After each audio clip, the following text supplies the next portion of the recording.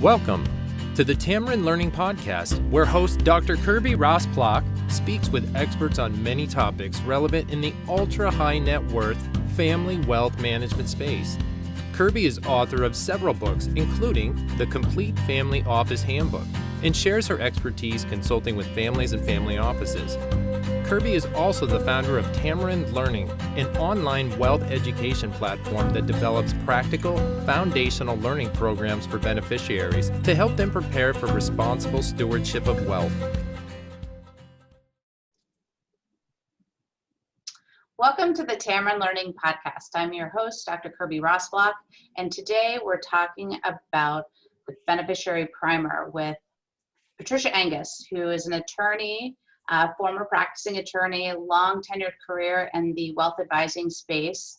And now she's actually been at Columbia for several years, and she's holds many different titles, from adjunct professor to managing director of the Global Family Enterprise Program. She's also the faculty director of the Enterprising Family Executive Education Program. So we are really excited to have you here today, Patricia, and to talk more about the Beneficiary Primer. Great to be here, Kirby. One of my favorite topics, and it's always good to be back in touch. So I am so curious, what inspired you to write the Beneficiary Primer? Because there are so many great resources out there, but I've never seen anything like this book. So I'm really excited to learn more about your inspiration, what the book covers, and just generally who should read it. So, it's funny, Kirby, the book came out just a month or two ago in, I guess it was December 2020 / January 2021. However, I started writing it more than 20 years ago. And the reason I wrote it was that I was a young trust and estates lawyer, and I was working with many beneficiaries of family trusts. And what I found was there was a lot of work that was going into creating trusts. And I was working literally all hours of day or night. I remember one New Year's Eve, my friends were heading off to parties, and I was still finishing that last trust that had to be done by midnight, December 31st, whatever year it was. And I said, this is crazy. We're working very hard. And then I meet with beneficiaries. They don't know what a trust is. They don't know what's in their trust. They don't know why it was set up. And frankly, it didn't seem to be making their lives that much better. And at that stage, I was also working with families around the world. And I found this universal element of a heck of a lot of professionals doing a lot of work for a bunch of people who weren't necessarily being helped. What I found was there was a need for a way to understand the framework. Okay, it's one thing to get a 20-page single-spaced document that if I had to drink 2 glasses of espresso just to get through it, wouldn't a beneficiary who hadn't suffered through 3 years of law school need 5 glasses of espresso? So I decided to put it into what I call human language, not lawyer language. And my hope was that it would help people who are smart, who have their acts together, but they just were not steeped in the language, the framework, the concepts, and that they can understand how to make the most of their trust. And so that's been my goal, and I hope it helps at least one person. I have to say, one of my editors said it had already helped her, so I figure it helped the one person I was hoping for, but that was the goal. Well, I'll put my endorsement in, and it's helped me tremendously. And I think what I love about the books that you've been writing is just how accessible. They don't dumb things down. They just make things readable, understandable. And you actually talk about a lot of the practical issues that beneficiaries face. And, there's so many misunderstandings when it comes to beneficiaries. And that's the other thing I think your book does really well. Maybe you can talk more about what I mean by that. You know what's so misunderstood, and here in the US especially, we love talking about trust fund babies. All of the private wealth management firms, all of the advisors out there are saying, we want to avoid trust fund babies. And they think that the problem is in the beneficiary. But honestly, I think being a beneficiary of a trust is extremely hard. Okay, this has an emotional undercurrent unlike almost anything else. It's even more complicated than being a child who has to understand how to grow up and differentiate yourself from your parent. Because this could not last until you're 18 and then you're emancipated. It could last your entire life, and it could last a couple lifetimes beyond you. So the number one thing that's misunderstood, it's really hard. And that the other thing that's misunderstood is that those people who people like to look down on and say they're trust fund babies, it's not just their behavior, it's the way that they are treated by the world around them that makes such a difference. I was on a call once with a bunch of lawyers, and they literally called the beneficiaries of the trust that they had spent so many hours creating being like little beaks coming to a nest.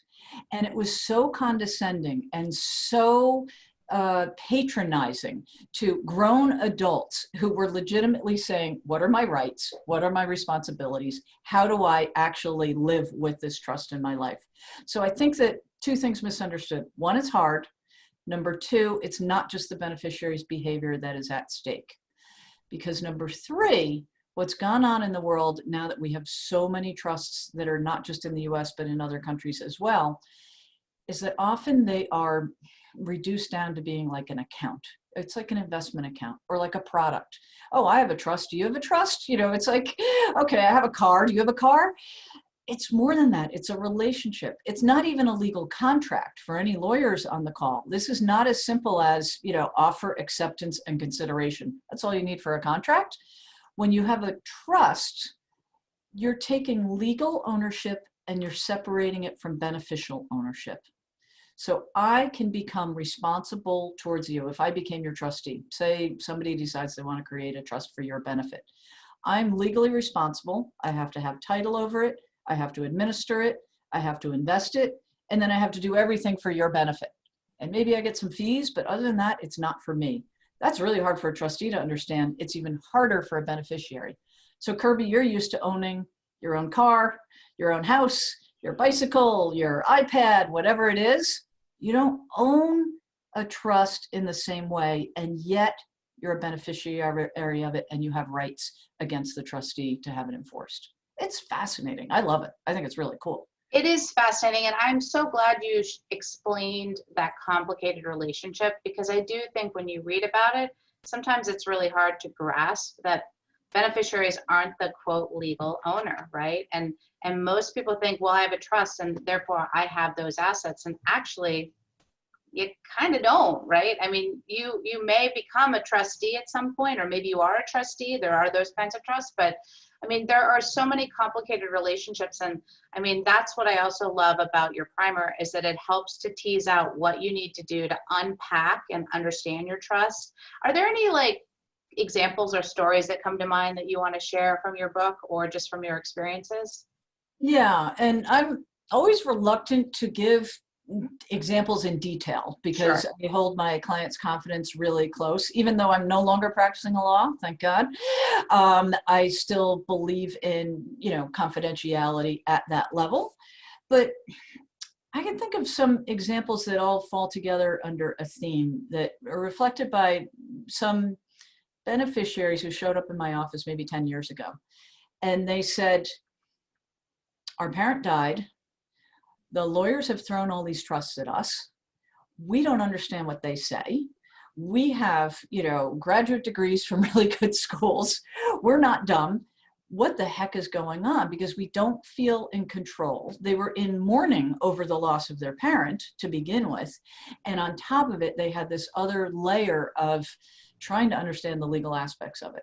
So they went to their lawyer, and the lawyer threw the trust agreement at them and gave them lots of legal language. That didn't help them.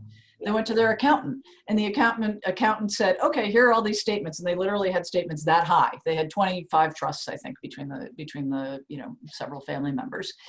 That didn't help them all that much. And then the investment professionals said, okay, here are your investment statements. Let's show you what's in the trust. That didn't help them. What we did was we tried to figure out together what language would work for them, what imagery would work for them, and what way of processing information would help them really feel that the trust was theirs, that they could integrate it, and they could act on whatever they needed to do. In the end, we came up with a visual. It had no numbers, it had no words, and they understood their trusts. And thanks to the visual, they said, oh my gosh, that one is supposed to be supporting us. And it doesn't have anything fruitful in that image. Where's the income? And so they didn't even have to see numbers on a page to realize that it was being invested improperly for the purpose of that trust. So in that case, really working together and using the beneficiary's own way of processing information, we came up with a way for them to act on it and to get to know their trustee better. I think the other thing that I've worked on quite a bit is the relationship between the trustee and the beneficiary. I can think of the first time I had a client sign a trust agreement and had their trustee in the room the exact same day, had a conversation with the trustee and the beneficiary and said, this is my plan. This was my intention. That's very different from going back 25, 30 years ago when I started out, where the settlor or grantor or person who had funded the trust, whatever terminology you wanted to use, was long since gone. And so the poor beneficiary didn't know what the plans were, didn't know what was going on. So that's some of the things that we've done. We've explored what was your relationship with the settlor. It's really difficult for some people. Not every family member is nice. Not every family member made money in a legit way. Not every family member that's your grandmother, uncle, aunt was somebody you heard great things about. Helping people process that relationship versus the trust for their benefit is a lot of what I spend some time on. Yeah, that's fantastic. And that's so helpful. I think it really humanizes the whole trust experience and gives great perspective that's insightful to both the beneficiary and hopefully all the fiduciaries or parties to the trust. So I am so happy that we could have you here today, Patricia, to share more about the Beneficiary Primer. It's an excellent resource. I encourage anyone listening to today's Tamarind Learning podcast to check it out. And again, I hope we can talk more about your great works and the important work that beneficiaries and trustees need all around the globe. So Kirby Rossblock, your host of the Tamarind Learning podcast, thanking Patricia Angus for being here today. Thank you for having me here.